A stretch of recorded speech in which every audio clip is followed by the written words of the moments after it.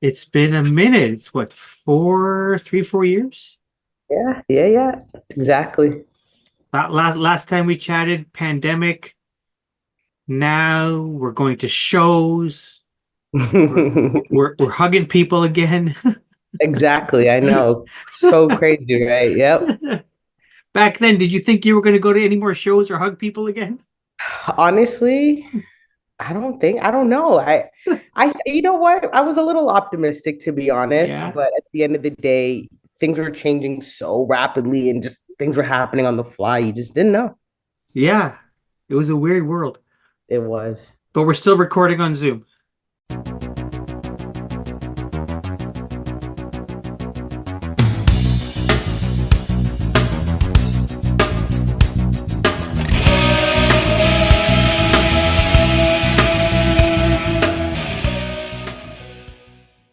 Yo, what's up? It's Keysha Freshh, and I'm live and locked in. Welcome to the music summertime. All right. Keisha, thanks for joining me again. Yeah, it's great to be here. It's great to be back. It's been a while. Yeah. Okay, so first off, there's a new album dropping. Congrats on that. Pretty Boys Break My Heart. Thank you. Thank you. I know you're still cleaning it up. What can you tell us about the album? When can we expect it? All that good stuff. Oh man. So the album's coming out August 16th, and I'm really excited about this one. This album is really personal. Most, Hmm. most of my albums are, but this one's a little different. It's really personal. And just the vibe of the album is so cool. It's a lot of fun. I got to work with some artists on this particular project who I really respect and just appreciate their artistry. Ray Robinson, who's Yeah. a Canadian icon, a R&B legend. Yeah. So he's on the album. That's interesting. R&B. Okay. Okay. Yeah. Lots of that. Maestro Fresh West is on the album. Heard of him. All right. Yeah. He's on there. Tona's one of my favorite rappers. So just to have Tona part of the project is amazing. I'm really excited about that. So Tona's on there. So there's quite a bit of features and quite a bit of people part of this part of the project. And yeah, it's something that's kind of just been on my heart to do. And when I thought of a title, that just jumped out to me. That was what was in my head. Um, but I do want to say that you hear that title, you're gonna think, oh, it's just a R&B love song album, but no, there's some real hard bars and some real heavy hitting records on Okay. there. It's not all love songs or heartbreak. Okay. Heartbreak has come in many different fashions. It's not just about breakups and relationships. And I've lost friends who were really close to me, Hmm. stuff of that nature. So it explores the different facets of heartbreak and the different types of heartbreak. So it's pretty cool, but it's dope, man. The bars are crazy, the features are crazy. Jelly Two flies on the album, and just amazing writing. All right. I know it's still a few months away, in August, but any plans to hit the road or do local shows? What are your thoughts on that? Always, I always want to make sure that I'm doing shows in the city and promoting the album and, getting out there and making sure as much people hear it as possible. And I'm just really excited to have new music to perform. That's like a really exciting part of this whole process for me. So I will be doing some shows and stuff, just working on that. But the main focus was to get the music done Yeah. and really zone in on the album. So, once that's all mixed and completed, then I can finally go to the next steps and worry about getting all the shows together and stuff. So, but for sure, you're gonna see me on stage soon. All right. So I want to ask you about like album versus singles. You know, it's especially in sort of the R&B and hip hop community, people do both. They're really single. There's no thought of an album. I'm wondering, was it enough material for a theme for this album that you said, okay, I've got 8, 9, 10, 12 songs, I can throw an album together? Or did you always want to do an album? Or can we expect a few singles before the album releases. What are your thoughts on Yeah, all of this stuff? I think I'm gonna give one or two songs before I put out the album, but I feel like as artists, we are straying from artistry. We are Hmm.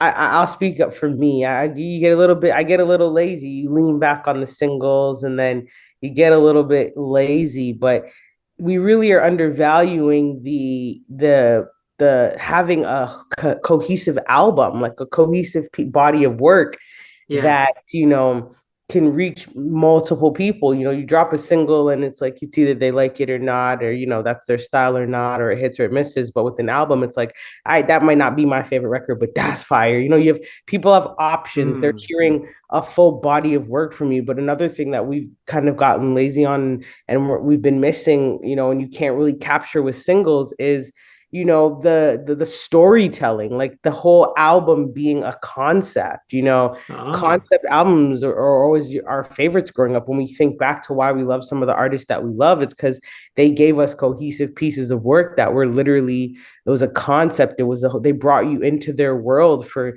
10, 12 songs. So for me personally, it's like I want to get back to that feeling where I'm creating a All whole body of right. work that people can drive to, sit, chill, listen, get into. So that's what it is for me.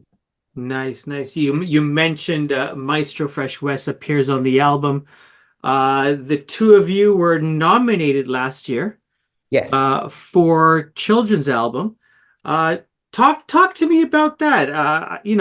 There's you don't often see Maestro's a different beast. Like he's like a chameleon. He's figured out what to do to stay, I guess, like his name and your name, fresh, and always giving back to the community.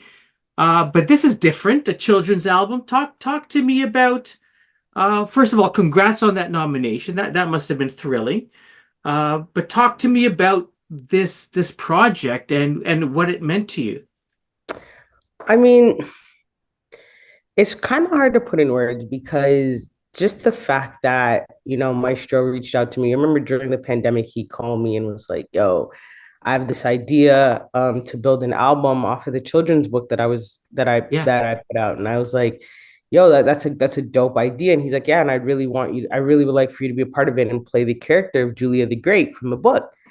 And so I was like, oh, yeah, I could totally see myself doing that because Julia the Great, the character itself reminds me of me as a kid. I was very confident. I could rap, I thought I was better than the boys, and I usually was. So for me, it was just like, that was already me. That was Keysha. When I read that story, I related to the character. So it was no problem to capture her. So I did the record, Julia's Great, for the first album, Young Maestro Goes to School, School Days. I Yeah. did the I played I had a record on that album that was nominated for Juno. And the record was just a really great record, great concept. And it was amazing just kind of working with my show, especially during the pandemic. We're not in studio together. I'm working in a guest bedroom in my house. He's calling me, we're calling each other and trying to get it done. And so we got that done. And then so the next last year, he called me again and he said, listen, I want to do it again, children's album, but this time I want Julia the Great to have her own album. So I was like, hell yeah, like I'm in. I loved playing Julia the Great. It was a lot of fun. Let's do it again. So again, same thing. He came up with some really great themes. And we, he wrote a lot of the hooks and the concepts for it. And I just kind of added my flair, my touch, my bars, and um just again, he's a genius. And I don't throw that word around loosely, but working with Hmm. him, you're actually in a process of working with him, you really get to realize that this guy is so creative. And Yeah. so, working on the project was just so much fun. Working with someone so creative was so much fun. Creating the themes that we created and just the little vocal kind of vibes he was giving me that I wouldn't even think of doing. So we ended up coming up with that and that album, and it got nominated again. That got nominated, and I was really impressed and excited and just happy. My first Juno nomination came with Nice. working with a legend, The Godfather. So for me, it was like, this is really exciting. And I think it was really appropriate that it happened in the way that it did, and just super cool. And the Juno experience was great. Um, and yeah, man, that album it's brilliant. The themes, bake sale, math quiz, like literally some real hard, just dope beats with some Yeah, raps that can translate through all generations. So yeah, yeah. And yeah, he was showcased last year as well, right? Was that at the Junos? What show was I yeah, he was watching? not he That was was the Junos, right? He got a lifetime award or something. he was inducted to the Canadian Music Hall of That's Fame. right. That's Yeah, right. correct. That's right. That was a great show. It was. Um, and it was also I'm getting my years mixed up. Did they also celebrate like 50 years of hip hop? Was it that show or was that the year before? They did. They celebrated no, 50 years of hip hop was the year before. The year before. Yeah. So he gave out the rap recording of the year award. He gave that out, and Yeah. he also, got to speak and stuff like that. So yeah.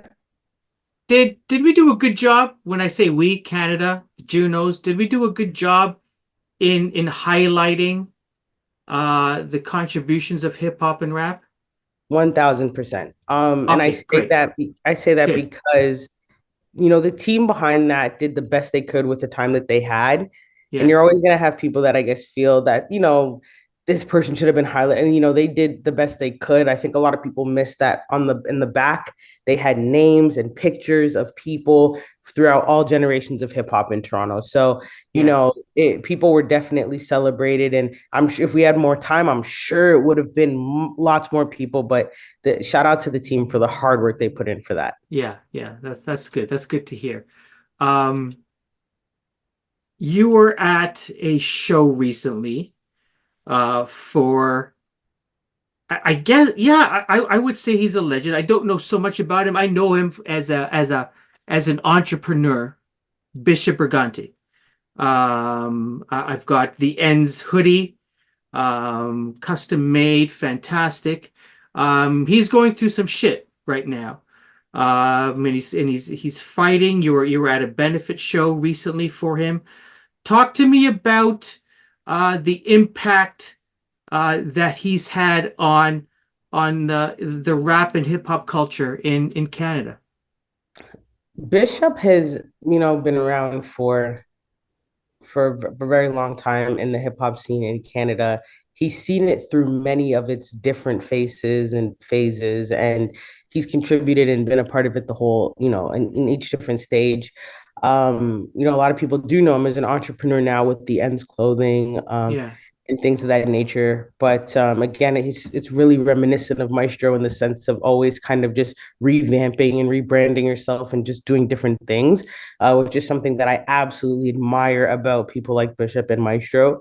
So Bishop's kind of hip hop history, Bishop is one of the dopest battle rappers yeah, that this country has ever seen, and he gets that respect in that battle rap community near and far for the contributions that he has made to battle rap and the knowledge that he has on the battle rap scene and the influence that he has with a lot of people. I remember when I first decided to really take rap serious as a teenager, the point of reference at the time for me, because I was communicating with T Minus about, like just getting some advice from him. He had just, I believe, produced the Bishop's record with Nate Dogg, which was like a really mm, big record on the radio stations and stuff here, right? So, just to see that it was so close to home, and this is what we're doing and collaborating with huge American artists, big names, it really made it feel tangible for us. So, again, an absolute legend, and what he's going through is extremely emotional for a lot of us because, again, we've known Bishop for such a long time in yeah, this industry and in this scene. So, I just always want to send my blessings and prayers to his family. And, like I told him last night, we're all fighting with you. Like we're all right here fighting with you. yeah, absolutely. I'm going to put a link to there's a number of I believe GoFundMe pages and initiatives happening. So I'm going to put a link to that for sure in the show notes. Um, You recently, Keysha, spoke, I think in March, you spoke at an event um, called I'm First Because I'm a Lady. Talked about leadership, entrepreneurship, female empowerment in the music industry, in Canadian hip hop. Um, Talk to me about the importance of women in the music industry, celebrating them and the impact, the real impact that they've had. Um, man, the stories have been told, and I'm just a simple vessel to amplify them. So, Yeah. you know, when we talk about the inception of hip hop, it's always been told, we talk about Cool Herc, Hmm. being the founding father of hip hop. Cool Herc will tell you, well, my sister it was her idea. She was right there. The parties were her Mm. idea. So I do really believe that we need to really understand that since the inception of hip hop, women have been right there. Oftentimes the ideas flew from the women. They were our ideas,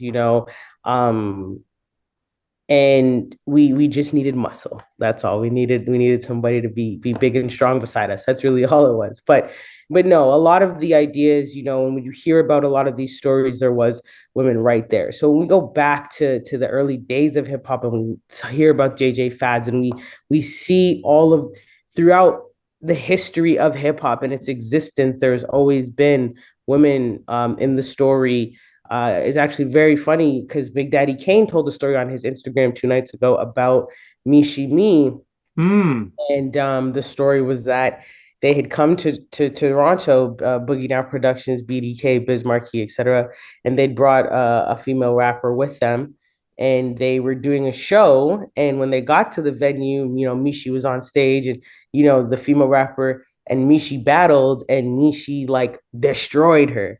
So for us, it's kind of like to hear that, I really believe those stories need to be amplified because we don't usually hear those kind of things. And to hear that from someone who's regarded as one of the best MCs in hip hop, Big Daddy Kane, about a female rapper from Canada, we Yeah. really need to make sure that our stories are being told because those are the stories that get lost when talking about the history of hip hop, and they get lost in translation, and it hurts because Mm. there are so many stories of that. Even last night, I was looking at some pictures from last night's show with Bishop, and there were some photos taken after Adam Bomb and Tona were shooting a video. There's photos taken after, and there's two women in the pictures, me and then Dahlia, who works with these guys. So it's like, often, and I look at there's a lot of pictures where it's like, yo, I'm like the only woman amongst these dudes. Mm. They're my brethren, they're my friends, but we, if people see those pictures and it's like, oh, that's so and so and so so, I need people to remember, yeah, Keysha Freshh was right there too. Mishi Me was Yeah. right there too. JJ Fad was right there too. Like me, MC, like we were right there too. Queen Latifah, I always tell people when you look at Flavor Unit and Queen Latifah and the things that she's done for hip hop, she gave a platform to a lot of male rappers and they've given her credit. You know, she gave a platform to a lot of them through what she was doing when she first came out. And it's the same thing when you look at Roxanne Shante and, Nas, the respect that he had Mm. for her and wanted to rap for her first. Biz Markie going on tour with Roxanne Shante, things of that, when you hear those kind of stories, it really kind of, it's like, why don't people know more of this? We know who Nas is, but do we know that like Roxanne Shante was the one who was like, mentoring him and giving him that lane? Like, we don't know those things. So That's it's interesting. important for me for those stories to be told. Maybe that's Shad's next hip hop project. And I'll talk to him about it because that's a There you great go. Yeah, there you go. idea. Or maybe it's not Shad. Maybe he could be the background. And someone else can. Maybe you can tell the stories. Yeah, for sure. But yeah, that would be great. Keysha, what are you listening to these days? What's in your earbuds? What do you blast in the speakers at home or in the car? Afrobeats, a lot of Afrobeats. There's an artist that I love. His name's Ruger and Oxlade, like a lot of Afrobeats. That's been gaining traction still. But I got friends telling me, "Oh my goodness, I went to an Afrobeats concert. It's like the best." Their performance is great. Yeah, Their music is great, the sound is great. So yeah. that is awesome. That is great. Keysha, this has been I love chatting with you. Thank you so much. Thank This has been wonderful. New album coming out this summer. Pretty Boys, Break My Heart. If people want to stay plugged in and connected with you, so they can get your album when it drops, they could find out, where you're going to be performing. Where's the best place? Where can they go? Social media is always great. I keep up to date with my stuff. I'm always posting on Instagram. So free Keysha, FreeKeysha. For any of my music, my previous release music, I released some stuff last year, some singles. You can search me on all streaming platforms, Keysha, and then Fresh with two H's. So Keysha Freshh on all streaming platforms, and you'll be able to tap into my discography. Awesome, Keysha. Thank you so much. Looking forward to later this summer for the new album, and look forward to meeting you in person one day.